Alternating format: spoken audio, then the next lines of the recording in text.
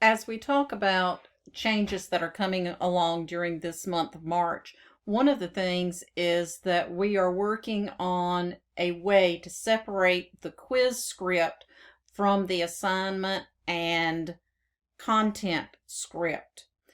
And with that, I mean we will be able to turn off tools such as the dictionary, translate, download to MP3, and help if you need them turned off in quizzes alone.